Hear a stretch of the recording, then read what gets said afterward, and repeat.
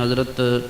عبداللہ ابن مسعود رضی اللہ عنہ سے مروی کہ حضور انور صلی اللہ علیہ وسلم نے ارشاد فرمایا کہ اے جوانوں، تم میں سے جو کوئی نکاح کی استطاعت رکھتا ہو وہ نکاح کرے، اور فرمایا کہ یہ تمہیں بدنگاہی سے بچاتا ہے، یہ تمہاری خواہشات پر کنٹرول کرنے کا ذریعہ ہے،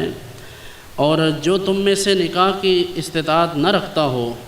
اسے چاہیے کہ وہ روزہ رکھے، کہ ظاہر ہے روزے سے بھی آپ کی خواہشات کنٹرول میں آئیں گی، آپ کو گناہ کی طرف رغبت آپ کی نہیں ہوگی۔ اسی طرح ایک حدیث کا مفہوم یہ ہے کہ جو اللہ رب العزت سے پاکیزگی کی حالت میں ملنا چاہتا ہے اسے چاہیے کہ نکاح کرے۔ فقہاء نے لکھا ہے کہ اگر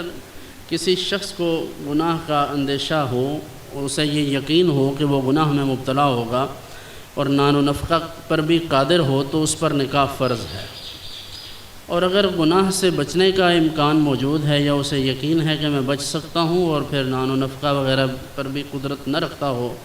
تو پھر اسے نکاح سے احتراز کرنا چاہیے۔ پھر اسی طرح نکاح ثانی یعنی دوسرا نکاح یا تیسرا نکاح یا چوتھا نکاح اگر کوئی شخص کرتا ہے تو اسے معیوب سمجھتے ہیں، جبکہ آپ اگر صحابہ کرام علیہم رضوان کی زندگیاں دیکھیں اور خود نبی اقدس صلی اللہ علیہ وآلہ وسلم کی حیات طیبہ کو ملاحظہ فرمائیں تو حضور کے متعدد نکاح کرنے کی کیا وجوہات ہیں، اس میں کئی حکمتیں ہیں۔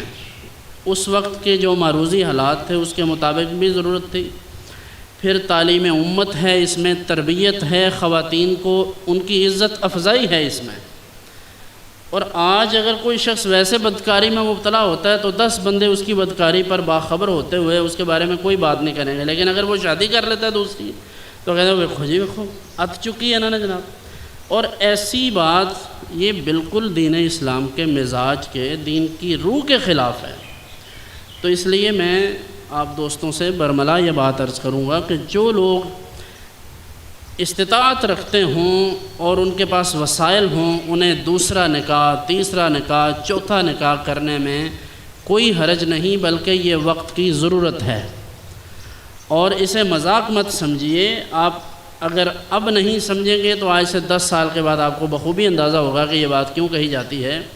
اور پھر دیکھیے چند صحابہ ایسے ہوں گے جن کی ایک شادی ہوگی، وگرنہ صحابہ کی اکثریت کی 2، 3، 4 شادیاں ہیں۔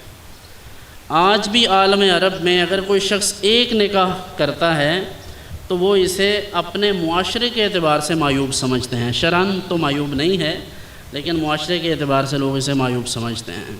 ضرورت اس امر کی ہے کہ جہاں دیگر سنن اور شریعت کے دیگر احکام کی طرف توجہ ہوتی ہے، وہیں